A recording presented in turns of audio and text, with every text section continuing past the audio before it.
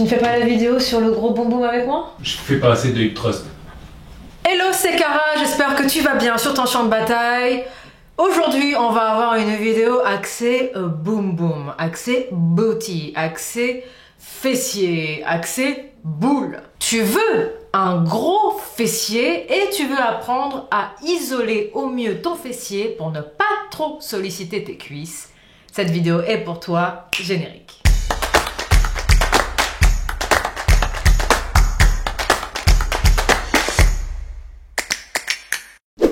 Commençons cette vidéo par le début, par les bases. Et pour voir les bases, je vais te ramener Wikikara. Les fessiers, et non pas le fessier, sont composés de 3 muscles par fessier. On va dire ça comme ça. Je te mets une illustration juste là. Tu vas avoir le grand fessier qui va venir recouvrir l'ensemble du fessier, donc c'est ce qui va t'apporter du volume. Et après, tu as le petit et le moyen fessier. Le petit fessier va être en dessous et le moyen fessier va être au-dessus. Ces deux-là, ils vont se retrouver tout en haut. Voilà, je pense que normalement, avec une illustration, ça devrait être assez simple et facile à comprendre. Le petit et le moyen fessier sont surtout recrutés quand on fait des mouvements d'abduction. Donc quand tu vas venir faire des mouvements où tu écartes les jambes, où tu travailles sur l'abduction de ta hanche. C'est exactement ce que l'on fait à la machine abducteur. Tu sais, quand tu es assise et que tu écartes les jambes en essayant de ne pas croiser le regard des autres personnes dans la salle, parce que ce n'est pas la machine la plus glamour à faire. Néanmoins, elle est très efficace pour travailler petit et moyen fessier. Ensuite, nous avons le grand fessier, le gluteus maximus. C'est son nom en latin, je déconne même pas. Donc le grand fessier, il va travailler quand tu fais des extensions de hanches, qu'elles soient en avant ou en arrière. Je reviendrai un petit peu plus tard sur quel type d'exercice sollicite le grand fessier. Comme tu l'as très certainement compris au début de cette vidéo, la vidéo va expliquer comment isoler au mieux son fessier, ses fessiers. Ouais, je me corrige moi-même. Comment isoler au mieux ses fessiers pour bien les travailler sans trop recruter ses cuisses. Donc ses quadriceps, donc ce qu'il y a, donc la partie devant de la cuisse, et les ischio-jambiers qui se trouvent derrière la cuisse. Pourquoi je précise ça? Parce que d'un point de vue anatomique, il est impossible de ne travailler que le fessier et uniquement que le fessier. Ce sont des chaînes musculaires qui travaillent, comment je pourrais te dire ça, qui travaillent en cohésion pour faire le mouvement. Du coup, tu ne peux pas. Ce n'est pas possible d'un point de vue anatomique, et même si on prend un exercice, je vais y revenir plus tard encore une fois, tel le hip thrust, qui est un exercice mono-articulaire qui va solliciter en priorité et quasi, bon, pas exclusivement, mais quand même en très grande partie le fessier, tu vas tout de même solliciter tes quadriceps et tes ischio-jambiers. C'est l'anatomie. Voilà, c'est pas plus compliqué que ça. Ce n'est juste pas possible. Je vais te donner 2 exemples très parlants qui vont t'aider à comprendre le truc. Le kickback à la poulie. Tu sais, quand tu prends une sangle, que tu l'attaches à ta cheville et que tu fais des coups de pied en arrière sur une poulie. Tu sais, un système de poulie. Tu l'as déjà vu normalement, cet exercice. Même cet exercice, qui est utilisé depuis des années pour isoler le fessier, va tout de même travailler l'ischio-jambier. Donc, que tu aies la jambe tendue ou pas, ou fléchie, tu vas forcément utiliser l'arrière de ta cuisse, donc les ischio-jambiers, et les lombaires. Parce que pour te maintenir correctement pendant tout l'exercice, tu vas solliciter en isométrie, donc en statique, tes lombaires, et en dynamique, tes ischios. Du coup, tu le comprends bien, tu ne peux pas isoler uniquement que ton fessier. Tu as forcément des muscles satellites qui vont être eux aussi sollicités. Un autre exemple, même en travaillant à la machine à abducteur, donc tu sais, celle où tu écartes tes jambes pour travailler ton petit et ton moyen fessier, donc les deux qui se trouvent tout en haut, même quand tu travailles sur une machine qui est censée isoler les fessiers, enfin en tout cas dans l'esprit de la plupart des gens, isoler les fessiers, eh bien tu vas travailler également le TFL, le tenseur du fascia lata, qui est un petit muscle qui se trouve sur la cuisse, sur le côté de la cuisse. Tu ne peux pas isoler uniquement et exclusivement que ton fessier. Ce n'est pas possible. Et si je te dis ça, c'est parce que je vois parfois sur les réseaux des choses qui m'inquiètent un tout petit peu. Donc je vais en parler très brièvement, comme ça ce sera dit et ça t'alertera peut-être toi aussi. Quand on te vend du rêve, en te donnant des exercices ou en te disant qu'en suivant tel programme, tu auras, et de préférence au poids de corps, ce qui est encore plus drôle, tu auras un fessier de folie avec 0 cuisse, limite des cuisses atrophiées, sans aucun muscle, un fessier de dingue, et tu te dis ouais bah écoute, si ça marche pour elle, ça va forcément marcher pour moi, bah en fait on te vend juste du rêve.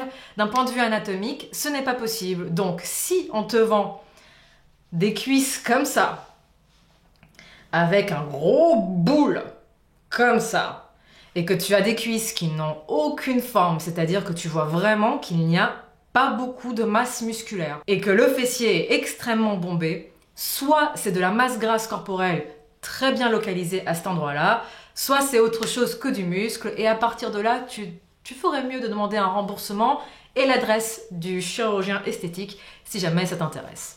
Mais sincèrement, voilà. C'est juste de la connerie. C'est du bullshit. C'est de l'arnaque. Donc oui, tu vas cibler au mieux ton fessier et tu vas aussi travailler tes cuisses. Et qu'est-ce qui va se passer?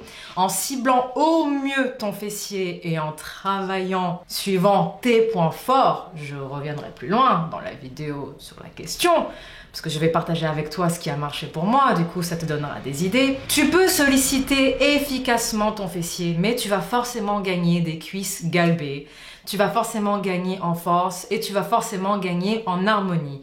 Ça ne veut pas dire que tu vas te retrouver avec des très gros cuisseaux, parce que pour te retrouver avec des très gros cuisseaux, il faut que tu travailles pour, et ce n'est pas ton objectif si tu es en train de regarder cette vidéo. Du coup, oui, tu vas gagner en galbe au niveau des cuisses, oui, ça va être très joli, et oui, c'est complètement normal. On peut cibler le fessier en ne prenant pas trop des cuisses, mais le cibler uniquement et exclusivement pour se retrouver avec un boule et 0 définition au niveau des ischio-jambiers, donc à l'arrière, 0 définition à l'avant au niveau des cuisses.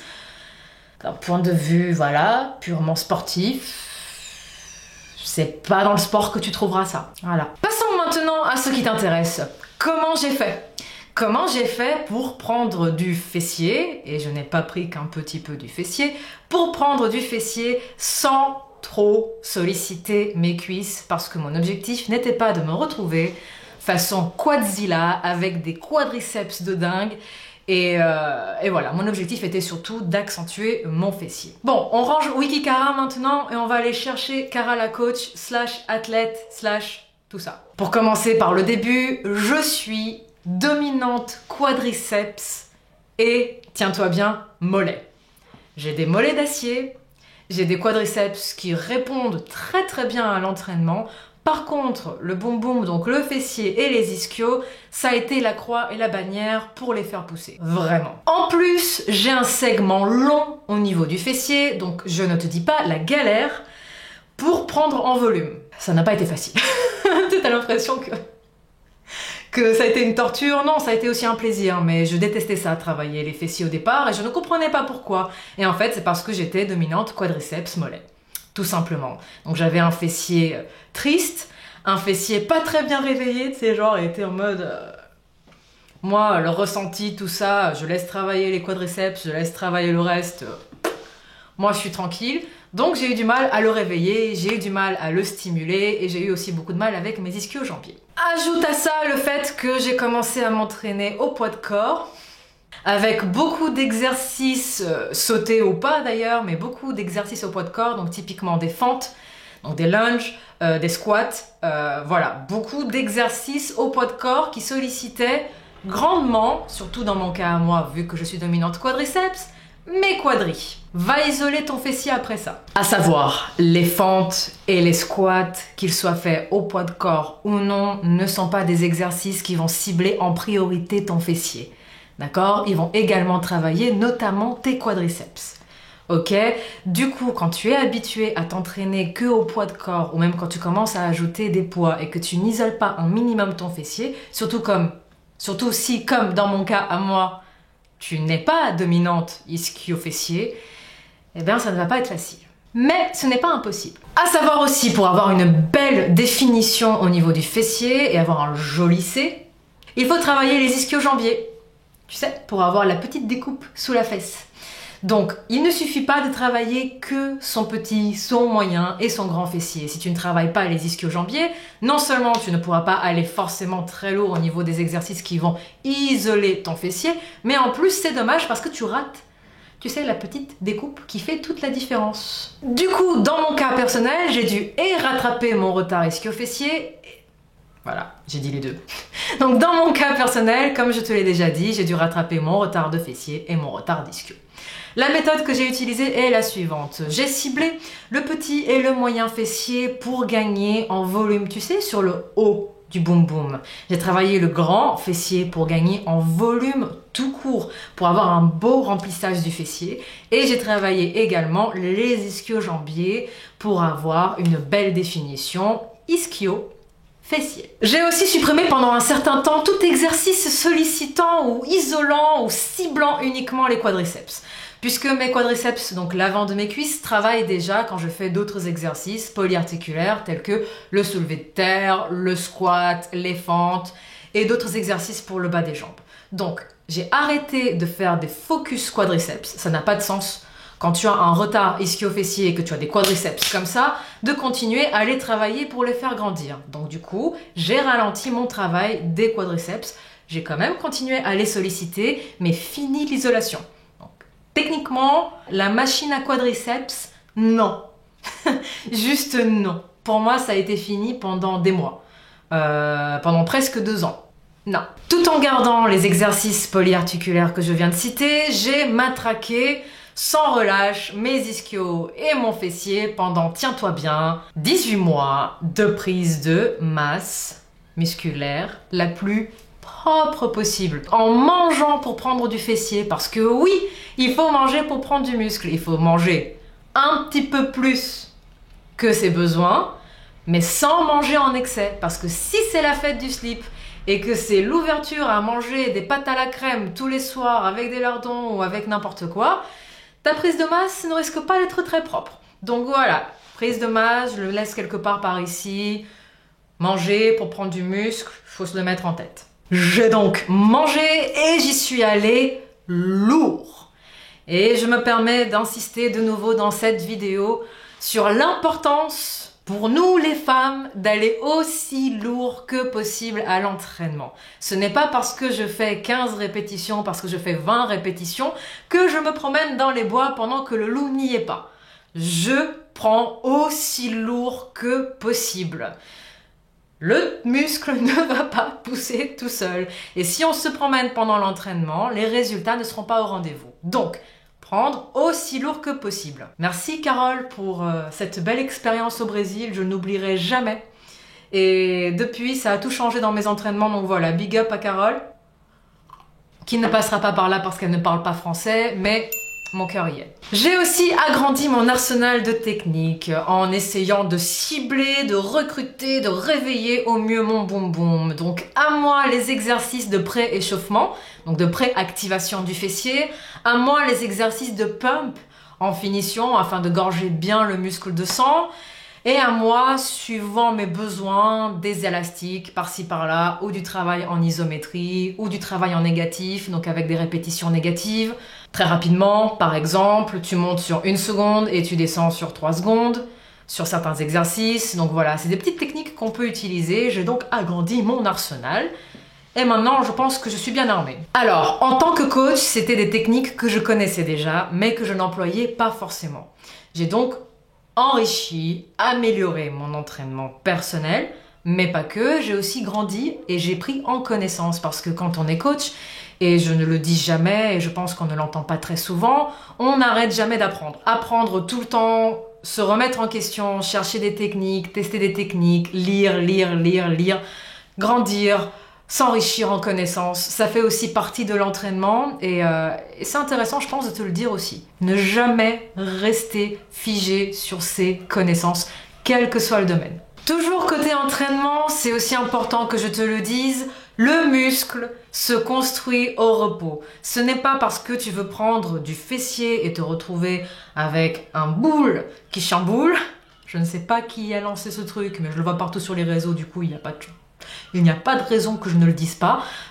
Si jamais tu sais d'où ça vient, laisse-le moi en commentaire, ça m'intéresse. Donc pour avoir un boule qui chamboule, il faut du repos. Donc oui, tu vas t'arracher à l'entraînement, tu vas travailler en 12, en 15, en 10, en 8, en 6, en 20 répétitions. Tu vas utiliser toutes les plages de répétition en t'entraînant aussi lourd que possible pour chacune d'entre elles. Tu vas également prendre du repos. 2 à 3 séances maximum de fessiers par semaine. Bien brutal, mais pas plus de 3 parce que sinon tu ne vas pas prendre du booty et ce serait dommage. Avec minimum 48 heures de repos entre chaque séance. D'accord? Donc vraiment pas tous les jours. Côté exercice, si je ne devais en garder que 3, par exemple si je ne devais faire jusqu'à la fin de mes jours que 3 exercices sur ma séance, ce qui serait triste quand même et très répétitif et un peu chiant quand même, mais bon quand même, ça te fera bien comprendre le truc. Si je ne devais garder que 3 exercices, ce serait le hip thrust. J'ai fait carrément toute une vidéo pour lui faire une déclaration d'amour. Cet exercice est juste, prions le saint hip thrust. Donc le hip thrust pour le grand fessier et un petit peu pour le moyen et le petit en fin de mouvement, mais bref, essentiellement le grand fessier. Le soulevé de terre, jambes semi-tendues, donc pas complètement tendues, semi-tendues pour bien travailler les ischios et le fessier. Et la machine à abduction ou alors les abductions aux élastiques si on n'a pas de machine sous la main. Les abductions pour bien cibler le petit et le moyen fessier. Dernier petit truc pour la route. Si tu veux cibler à mort ton fessier et laisser tranquille tes cuisses, tu peux les recruter un peu moins. Mais garde en tête, s'il te plaît, parce que je sais que ça fait peur à encore beaucoup de femmes, on ne prend pas du muscle comme ça, du jour au lendemain. On ne se retrouve pas avec des gros cuisseaux musclés du jour au lendemain. Petit clin d'œil à toutes celles qui pensent qu'au bout d'une semaine ou deux, à l'entraînement en musculation, elles explosent leur jean au niveau des cuisses parce que, oh là là, mon Dieu, j'ai pris du muscle au niveau des cuisses. Moi, je veux pas des grosses cuisses, je veux un gros fessier.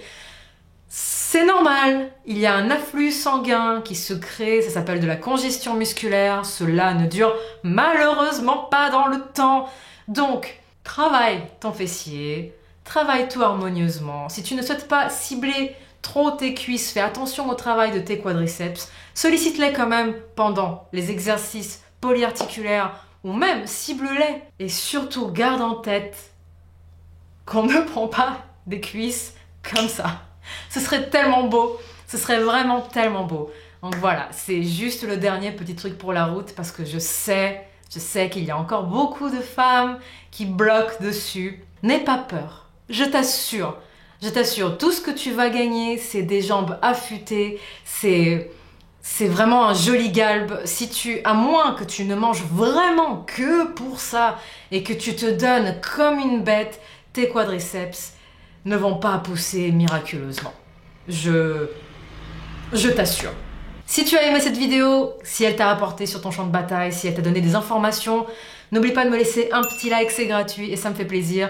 Si tu n'es pas encore abonné à la chaîne, pourquoi tu n'es pas encore abonné à la chaîne? Tu t'abonnes, tu appuies sur la petite clochette de notification pour ne rien rater. Ça brûle des calories, je t'assure. Un clic, ça brûle des calories, on y croit. Moi je te dis rendez-vous 18 h vendredi.